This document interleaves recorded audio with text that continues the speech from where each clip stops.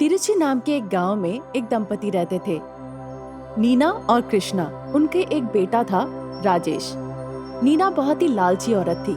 उसके लालचीपन की वजह से कोई रिश्तेदार उसके घर नहीं आते थे।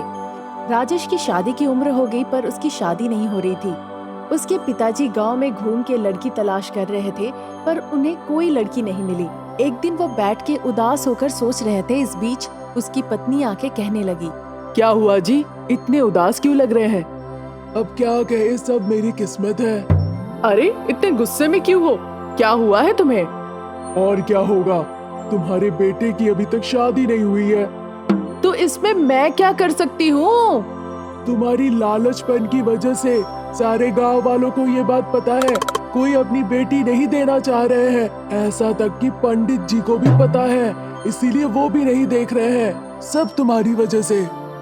जब ये सारी बातें हो रही थी, इस बीच पंडित जी वहाँ पर आते हैं और फिर कहते हैं, आपने जो कहा है वो सही है। हर कोई डर रहा है आपकी वजह से।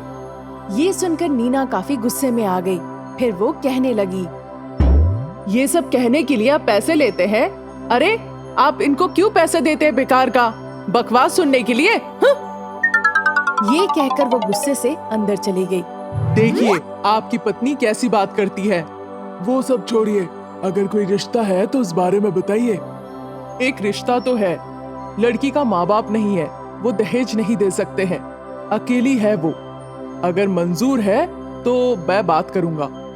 हाँ हाँ जरूर कीजिए, मैं तैयार हूँ। जैसा आप कहे, चलता हूँ।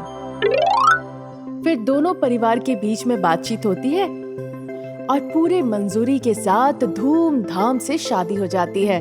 शादी के बाद दोनों बहुत खुश रहते हैं। एक दिन जब बहू बाजार से राशन पानी सब्जी लेकर घर लौटती है, उसे देखकर सासू माँ कहती है, इतने सामान लाने के लिए पैसे किसने दिया तुम्हें? कहाँ से मिला? माँ, आपके बेटे ने दिया ताकि मैं पूरे महीने का सामान लेकर रख दूं और आपको तकलीफ ना हो किसी चीज के लिए। हे भगवान, पूरे महीने के लिए? क्या उसके पास थोड़ी भी अकल नहीं है? और तुम्हारी अकल? पैसे बचाना नहीं आता, सिर्फ खर्च करना आता है। थोड़े पैसे बचाना सीख लो ताकि अच्छे से घर गृहस्थी कर सको। उसको डांटने के बाद वो अंदर चली गई। शिरीषा खड़े खड़े सोचने लगी। मुझे पहले विश्वास नहीं होता था जब सब कहते थे ये बहुत ही लालची औरत है। फिर वो भी वहाँ से चली गई। दिन इसी तरह निकल गए। सासू माँ दिन ब दिन और भी लालची होती जा रही थी।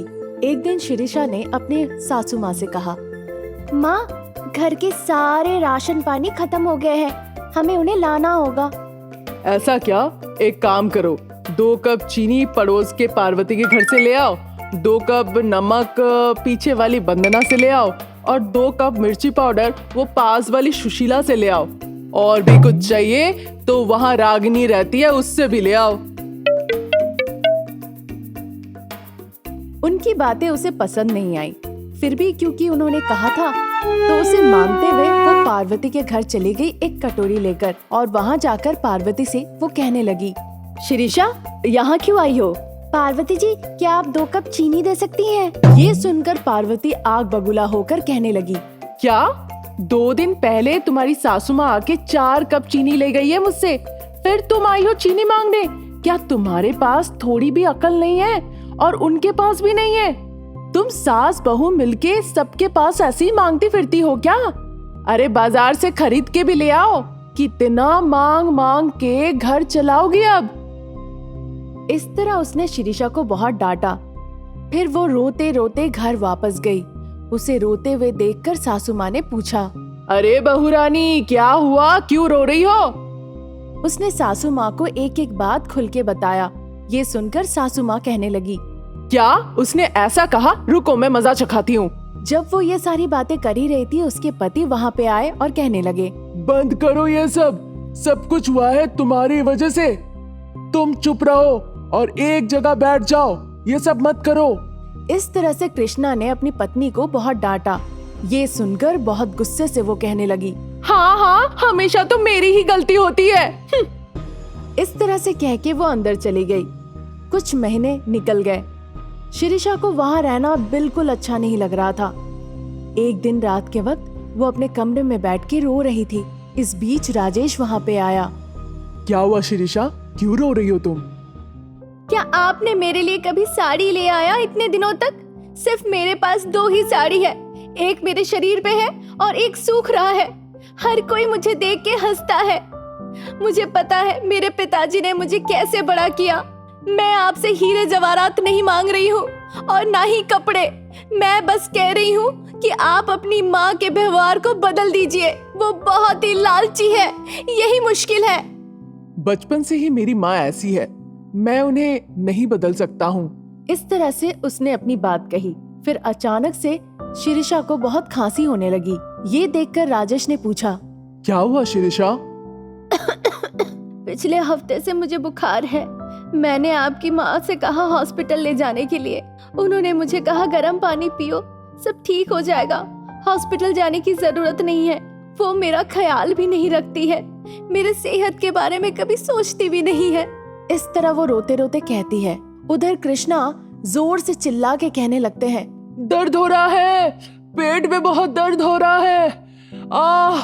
ये सुनकर दोनों बाहर गए दौड़ के देखने के लिए। क्या हुआ पिताजी? अरे जरूर कुछ बाहर खाया होगा, इसीलिए पेट दर्द हो रहा है। कितना बार कहा है कि बाहर की चीजें मत खाया करो, सुनते हैं कभी मेरी बात? अब पेट में दर्द हो रहा है, समझो। बेटा मुझे हॉस्पिटल ले चलो बेटा, बहुत दर्द हो रहा है, मुझसे बर्दाश्त नहीं हो रहा है बेटा, मैं मर जाऊंगा। लेके चलो मुझे हॉस्पिटल, नहीं तो कुछ हो जाएगा।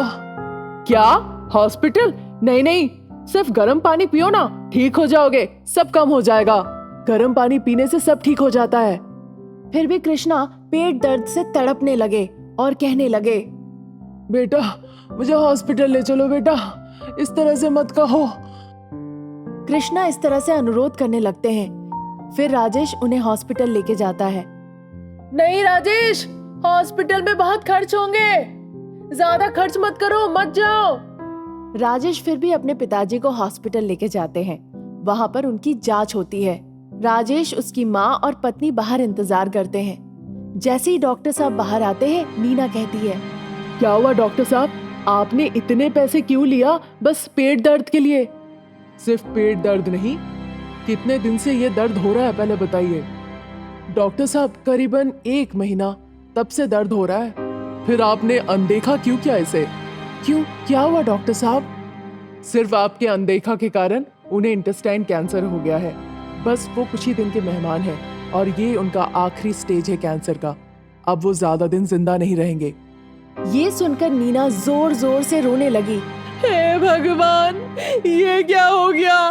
भगवान आप मेरे साथ ऐसा क्यों कर रहे हैं? इधर सासू माँ रो रही थी, उधर पीछे से बहू रानी बेहोश होके नीचे गिर गई। तुरंत उसे हॉस्पिटल में एडमिट किया गया।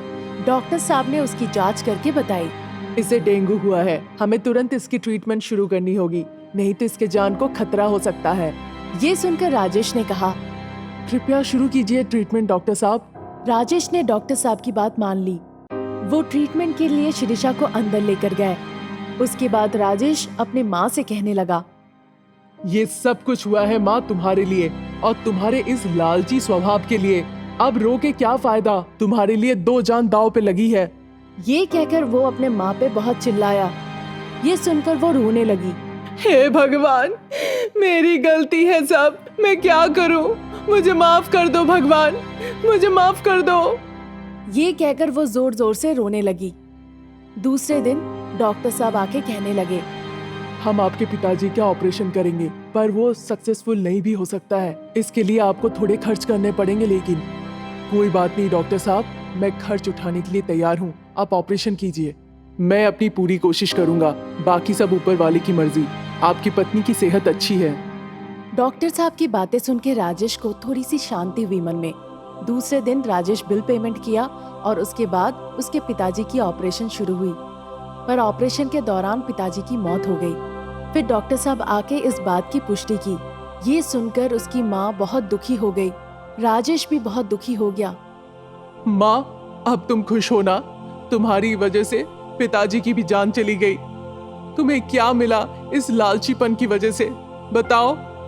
मुझसे बहुत बड़ी गलती हो गई है, अब मैं क्या करूं? इस तरह वो जोर जोर से रोने लगी। इस बीच शिरीषा स्वस्थ होके बाहर निकल के आई और अपनी सासू माँ को संभालने लगी। शिरीषा, मुझे माफ कर दो। मैंने तुम्हारे साथ बहुत बुरा किया है, बहुत बुरा भला कहा है। इससे बुरा और मेरे साथ कुछ नहीं हो सकता है। मैं बहुत बुरी औरत हूँ। और आखिर में अपने पति को खोने के बाद वो अपनी गलती को समझ पाई।